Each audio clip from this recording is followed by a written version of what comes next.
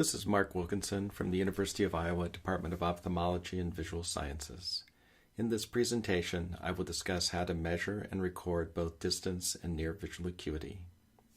We will be discussing what visual acuity is, how visual acuity is used, the various classifications of visual acuity, types of visual acuity testing, chart design, and the assessment and recording of distance and near acuity.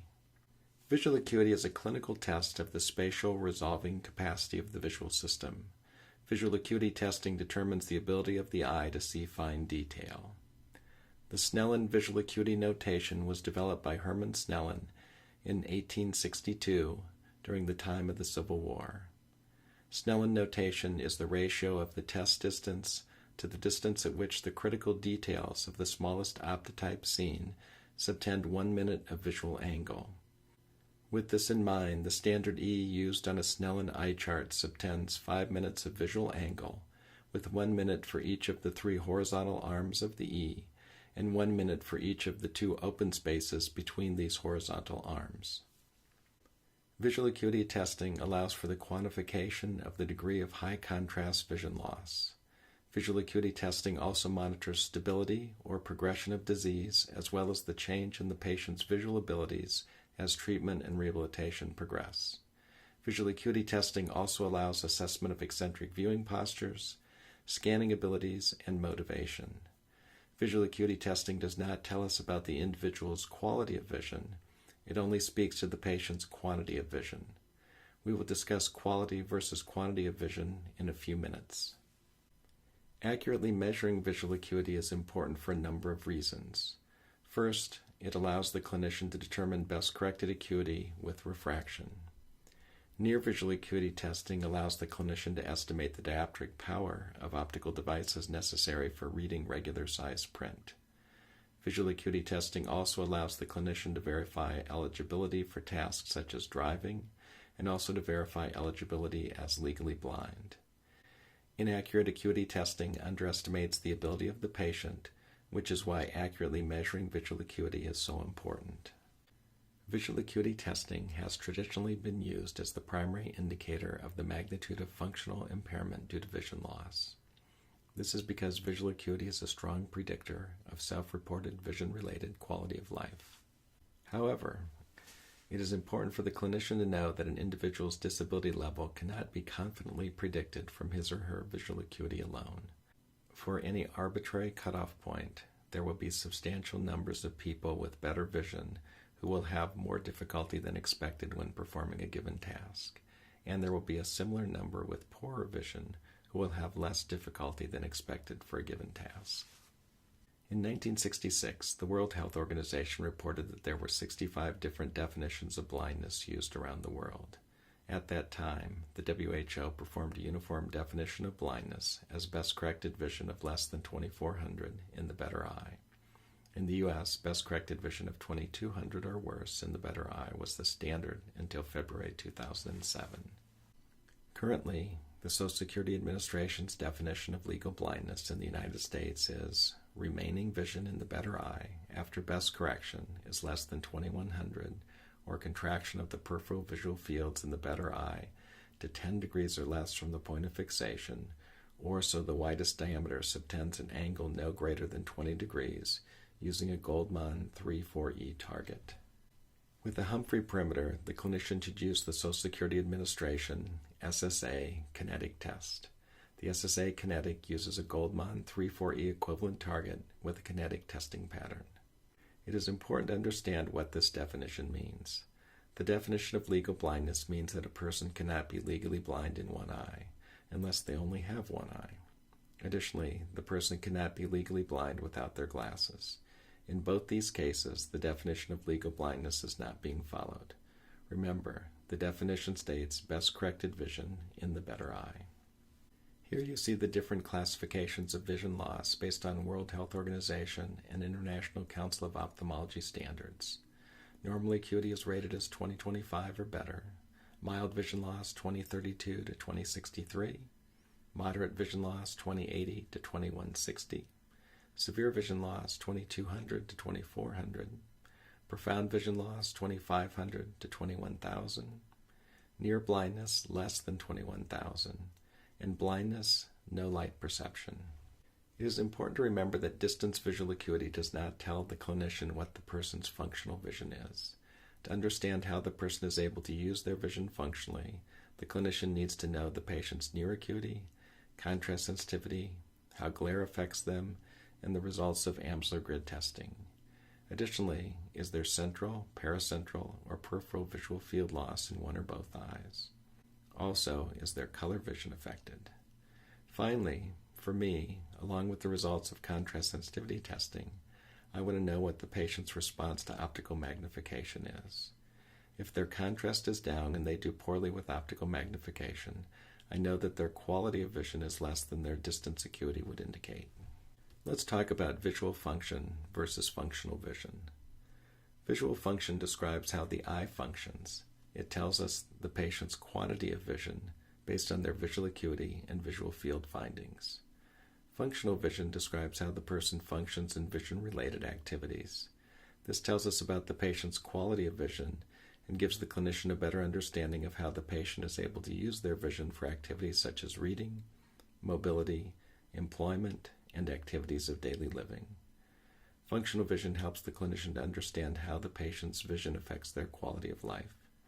This is because functional vision takes into account factors such as loss of contrast sensitivity, photophobia, and/or ocular motor problems. Here you see a variety of different visual acuity testing charts. When testing visual acuity, the clinician should test both distance and near acuity. For near acuity testing, the clinician can use single objects, numbers, words, or letters, as well as continuous text print. When doing near acuity testing, always document the working distance that the near testing was done at, if different than a standard 16-inch or 40-centimeter working distance. Ideally, Count's finger should not be used as the distance acuity measurement. This is because if the patient can see fingers, they can read the larger numbers or letters on a low vision eye chart. That said, if Count's fingers is used, note at what distance. For example, Count's fingers at 2 feet or Count's fingers at 1 meter. If the patient has only hand motion vision, note in which quadrant and at what distance. If the patient has only light perception with projection vision, note in which quadrant and at what distance. Finally, note if the patient can only perceive light on versus off. You are not likely to see many projector charts around anymore. This is a good thing because these charts had many problems that made accurate visual acuity testing more difficult. Those problems included poor contrast, variable illumination, too few letters per line, and too few lines at low acuity levels. Additionally, these charts could not be moved closer to the patient when the patient had less than 2400 acuity. As the result of these problems, this type of acuity chart routinely underestimated the patient's real acuity, particularly for patients who are visually impaired. This often resulted in a depressing situation for patients with poor acuity. I can only read the big E, or I cannot even read the big E. This is an example of a LogMAR Design chart. LogMAR stands for Log of Minimum Angle of Resolution. This is a metric design chart. The design of this chart allows for a logarithmic or proportional change in letter size and spacing. This results in the visual angle on the chart doubling every 3 lines. Also, the chart is set up to have the same number of letters on each line. Finally, the letters used are equally legible, and each line is equally difficult to read. The early treatment of diabetic retinopathy study chart uses a LogMAR design. The ETDRS chart is the chart used most often in clinical research. It can be rear or front illuminated. There are 3 different charts to allow for testing of each eye and both eyes together on different charts. Each chart uses 10 Sloan letters in a sans serif font. The charts are movable, allowing for testing at 1, 2, or 4 meters. 4 meters is the standard testing distance used with LogMAR charts. The different testing distances provide for a larger acuity range, from 4 over 2.5, which equals 20 over 10, to 1 over 40, which equals 20 over 800. Here's an example of a Feinbloom acuity chart. The Feinbloom chart is movable, allowing for a larger acuity testing range from 20 over 10 to 1 over 700, which equals 20 over 14,000. This is a very useful chart for testing patients with lower acuity levels. The problem with this chart is there are a variable number of optotypes per line, ranging from 1 letter, as you see here, to 9 letters at higher acuity levels. Typically, when testing with the Feinbloom chart, the clinician will begin testing at 5 or 10 feet. When recording visual acuity, you must know your testing distance if different than 20 feet or 6 meters for a Snellen acuity chart, or 4 meters, which is 13.14 feet, for a LogMAR chart. With the LogMAR chart, to measure metric visual acuity, the clinician will measure the testing distance in meters.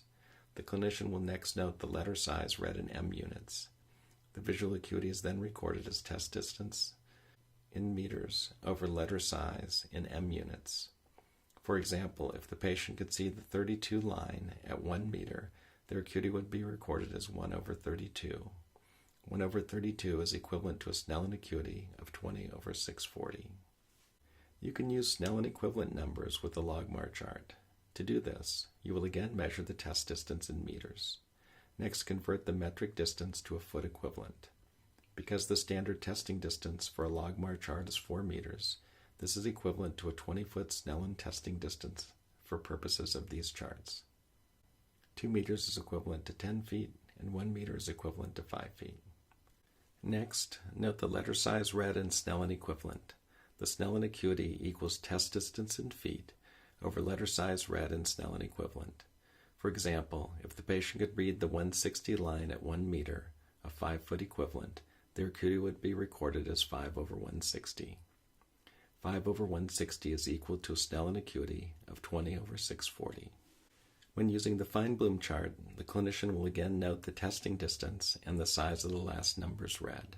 For example, if the patient could read the 180 letters at 2 feet, their acuity would be recorded as 2 over 180. 2 over 180 is equivalent to a Snellen acuity of 20 over 1800. The use of a Feinbloom chart eliminates the need for the use of Count's fingers acuity. There is great value for the clinician to observe their patients during acuity testing. This allows the clinician to note the patient's speed and accuracy when reading the eye chart. The clinician can also observe the patient's head and eye position, including their eccentric viewing or null point position. The clinician will also be able to note consistent errors that would indicate the location of a scotoma. Missing one side of the chart may indicate your patient has a peripheral field defect. Finally, visual acuity testing is typically done by first testing the right eye, followed by the left eye, and finally both eyes together. Now we will discuss near visual acuity testing. It is important to note that when doing near acuity testing, reduced Snellen acuity is only accurate at a fixed testing distance, which is usually 40 centimeters for most near acuity charts. You should also know that Jaeger numbers have no numerical meaning. Jaeger numbers refer to item numbers in a printing catalog in Vienna in the 1850s. The International Council of Ophthalmology has stated that the lack of external definition of Jaeger numbers makes them extremely variable. With this in mind, Jaeger numbers should not be used for near acuity testing. The preferred method for near acuity testing uses the M unit. The M unit is the only letter size unit that is well defined. A 1M letter subtends 5 minutes of arc at 1 meter. For reference purposes, a 1M size letter is equivalent in size to newsprint. 2M is equivalent in size to standard 18-point large print, and 0.5M is equivalent in size to print half the size of newsprint. When measuring near visual acuity, the patient will use their reading correction.